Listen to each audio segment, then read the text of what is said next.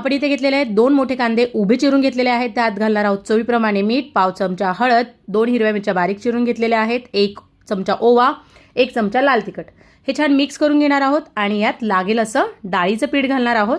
डाळीचं पीठ एकदम घालायचं नाही आहे, लागेल तसं घालायचं आहे. यात कुठल्याही प्रकारे आपण पाण्याचा यूज नाही करत आहोत, कारण की कांदा स्वतःचं पाणी सोडतो आणि त्यानेच आपल्या भजी ज्या आहेत कांद्याच्या त्या क्रिस्पी होतात.